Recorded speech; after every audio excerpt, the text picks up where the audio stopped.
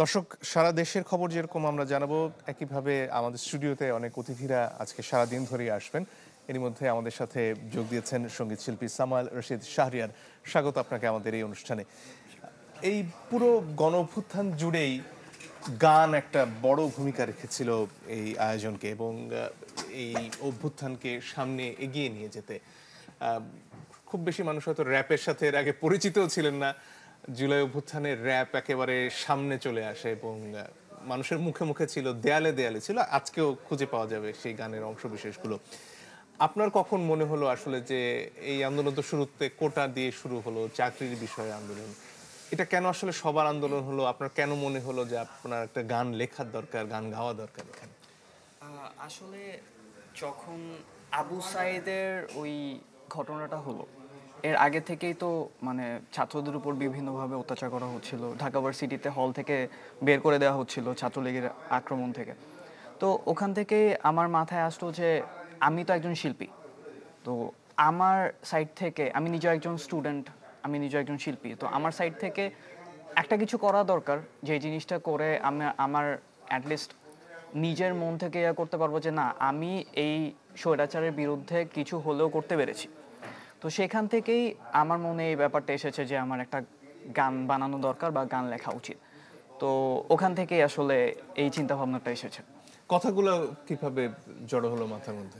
আচ্ছা, কথাগুলো জড়ো হয়েছে, প্রতিনিয়ত দেখে এসেছি যে শুধু এই আন্দোলনই না, এর আগেও বহুবার অনেক ধরনের আন্দোলনে বিভিন্নভাবে এই আন্দোলনকে দমায় দেওয়ার চেষ্টা করা হয়েছিল। মানুষকে হত্যা করে হোক, যেভাবেই হোক ক্ষমতায় টিকে থাকতে হবে, এই ব্যাপারটা থেকে আমার মাথায় এই লাইনগুলো এসেছিল যে আমাদের এই স্লোগান পারবে না থামাতে, লাশের পাহাড়ে কতদিন আর থাকবে আর কি। সো এখান থেকেই আমার এই লাইনগুলো এসেছে। এই সময় আন্দোলনে যখন শিল্পীরা যাচ্ছিলেন, একটা পর্যায়ে তো সঙ্গীত শিল্পীরাও আলাদা করে আসলে তাদের সমাবেশের ডাক দিচ্ছিলেন, পরে মূল সমাবেশে তারা যোগ দেওয়া শুরু করলেন। অন্য শিল্পীরা কি ভাবছিলেন? আপনার সাথে যাদের পরিচয় ছিল তাদের চিন্তা ভাবনা কেমন ছিল? তাদের চিন্তা ভাবনাটাও এরকমই ছিল যে আমরা যখনই আসলে কোনো একটা গান লিখতে গিয়েছি বা মানে যেটা হয়, আমরা বাইরের দেশের বিভিন্ন সিঙ্গারদেরকে বা আর্টিস্টদেরকে দেখেছি যে তারা উন্মুক্তভাবে নিজেদের সরকারের বিরুদ্ধে হোক বা যে কোনো আর্টিস্টের মানে যে কোনো কিছুর বিরুদ্ধে একদম নিজের মন থেকে যেটা ইচ্ছা ওটা লিখতে পারতো, গাইতে পারতো। কিন্তু আমাদের ক্ষেত্রে না অনেক বাধ্যবাধকতা ছিল সারা জীবনে, যে আমরা যখনই কোনো কিছু প্রতিবাদমূলক লিখতে গিয়েছি আমরা আসলে করতে পারিনি, কোনো না কোনোভাবে একটা ব্যাকল্যাশ ছিল। কেমন হতো সেটা? সেটা অনেক সময় দেখা গিয়েছে যে লিখতে যাওয়ার পরে, লেখার পরে, গানটা লিখলাম, লেখার পরে মনে হলো যে না, এই লাইনটা যদি আমি লিখি হয়তো বা আমাকে ধরে নিয়ে যাওয়া হবে, গুম করে ফেলা হবে, যেটা সাধারণত সচরাচর দেখে এসেছি আশেপাশে। তো সেখান থেকে আসলে অনেক ক্ষেত্রেই আমাদের আশেপাশের অনেকেরই একটা ভীতি কাজ করতো যে আমরা করতে পারবো না। কিন্তু এইবার যেটা হলো, এত কিছুর পরে, এতগুলো মানে স্টুডেন্ট, এতগুলো মানুষজনের মৃতদেহ দেখার পরে না আসলে ওই ব্যাপারটা কারোর মধ্যে আর থাকলো না যে আমাদেরকে থেমে থাকতে হবে। এবার আমাদের সবারই চিন্তাভাবনা এরকমই ছিল যে হয়তোবা কেউ করতে পেরেছে, কেউ করতে পারেনি, কিন্তু সবার চিন্তাভাবনাটা এটাই ছিল যে এবার আমাদের করতে হবে। তো ওখান থেকে আর কি ওই আন্দোলনের ডাকটা আসলো যখন শিল্পীরা সবাই চলে আসলো, এটাই আর কি। প্রথম সমাবেশটা ধানমন্ডিতে হয়েছিল। ধানমন্ডিতে হয়েছিল। ওই দিনের কথা একটু মনে করিয়ে দেবেন আমাদের। আচ্ছা, ধানমন্ডিতে যখন আন্দোলনটা হয়েছিল আমি প্রথম জিনিসটা জানতে পেরেছি মেকানিক্সের ভোকালিস্ট ত্রিদীপ ভাইয়ের কাছ থেকে। তো ত্রিদীপ ভাইয়ের কাছ থেকে জানার পরে ফোন করে কি বললেন? ত্রিদীপ ভাইয়ের সাথে আমার ফোনে কথা হয়নি বেসিক্যালি, তখন আমি একটু আত্মগোপনে ছিলাম, কারণ এই গান লেখার কারণে আমার উপর অনেক ধরনের প্রেশার ছিল। তো ত্রিদীপ ভাই আমাকে একটা টেক্সট করেছিল যে আমরা আন্দোলনটা করতেছি, আমরা সবাই আসতেছি, তো তুই যদি ফ্রি থাকিস জয়েন উইথ আস। তো আমি ওনাকে কোনো রিপ্লাই করিনি, আমি জাস্ট চলে গিয়েছিলাম। নিজের বাসায় থাকতে পারছিলেন তখন? না, নিজের বাসায় ছিলাম না। গিয়ে কি দেখলেন সেখানে? ওখানে গিয়ে দেখলাম যে আমি না, সত্যি কথা বলতে এতটা এক্সপেক্ট করিনি যে এত এত শিল্পীরা, এত পরিচিত মানুষজন সবাই এখানে থাকবে। ওখানে গিয়ে দেখলাম যে যাদের সাথে কখনো আসলে চিন্তাও করিনি যে সামনাসামনি কখনো দেখা হবে, ওনারাও ওখানে ছিলেন।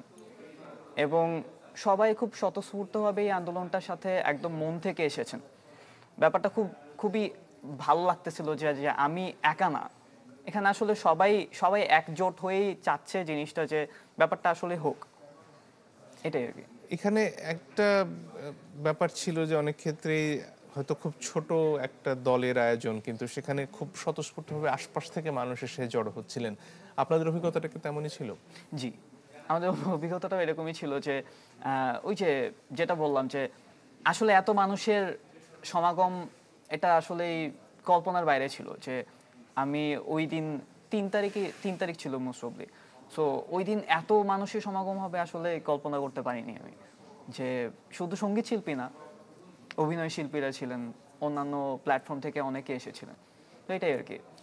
সেখানে তো সমাবেশ শেষ করে আবার আপনারা বোধহয় একটা বড় অংশ চলে আসলেন শহীদ মিনারে, যেখানে বড় আয়োজনটা হচ্ছিল, বক্তৃতা হচ্ছিল, এক দফার ঘোষণা যেখান থেকে আসলো। সেই সময়ে এই ধানমন্ডির থেকে শহীদ মিনারে আসার সময় কি দেখলেন, শহীদ মিনারে এসে কি দেখলেন? শহীদ মিনারে আসার সময় আসলে ওখানে সত্যি কথা বলতে ওই সময় না আসলে আশেপাশে কি হচ্ছে, মানে এই জিনিসটা চিন্তা করার মতো অবস্থাতে আমরা ছিলাম না। আমাদের জাস্ট ইয়ে ছিল যে যেটাই হোক না কেন আমাদের ওই জায়গাটায় পৌঁছাতে হবে। ওই দিন অবশ্য আমরা ওরকমভাবে খুব একটা বাধার সম্মুখীন হইনি। ওই দিন আমাদের ওরকম কোনো বাধা হয়নি, কারণ আমার কাছে মনে হয় একভাবে ওনারাও বুঝতে পেরেছিলেন যে এখানে আসলে আর কোনো কিছু করার নেই।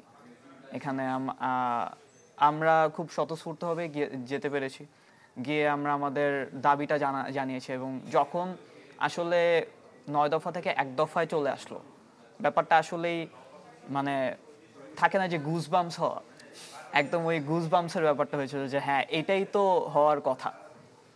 কারণ এত কিছুর পরে আসলে যদি এই জিনিসটা না আসে তাহলে তো। বক্তৃতাটা কি শুনতে পেরেছিলেন আপনি যেখানে ছিলেন এক না, দফা? আমি ওখানে কারণ মাইক থাকতে তো পারিনি। খুব হ্যাঁ হ্যাঁ, আমি মুখে মুখে অনেক ছড়িয়ে দূরেই গিয়েছিল। ছিলাম। হ্যাঁ, অনেক দূরেই ছিলাম আর কি। যে ওখানে যখন প্রথম আমি শুনতে পেলাম যে আচ্ছা মানে এক দফার ডাক দেওয়া হয়েছিল, ব্যাপারটা ওই যে শেখ হাসিনা পালিয়ে যাওয়ার যে নিউজটা ওটার মতোই ছিল যে আচ্ছা ঠিক আছে ফাইনালি একটা কিছু হচ্ছে।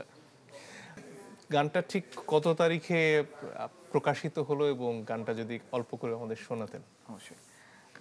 গানটি 17 তারিখ রাতে রিলিজ হয়েছিল। সো আনফরচুনেটলি এর পরপরই ইন্টারনেট চলে যায়। অ্যান্ড অনেস্টলি স্পিকিং, গানটা রিলিজ হওয়ার পরে ইন্টারনেট চলে যাওয়ার মানে হয় না যে প্রত্যেকবার গান রিলিজ হওয়ার পরে একটা ইন্টারেস্ট থাকে যে আচ্ছা গানটা কীরকম ভিউ হইলো, মানুষের কাছে কীরকম পৌঁছালো। বাট এইবার কেন জানি এরকম কোনো কিছু মনে ছিলই না। তো সামহাও এরপরেও মানুষের কাছে গানটা পৌঁছাইছে, মানুষজন শুনছে, বিভিন্ন ব্যানারে ওয়ালে দেখেছি আমাদের লিরিক। তো এটাই আর কি। একটু যদি শুনতাম। অবশ্যই।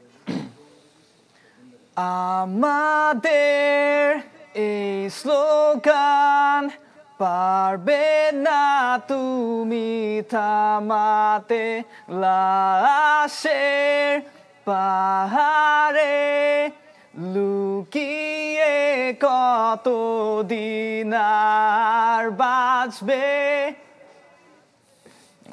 অনেক অনেক ধন্যবাদ।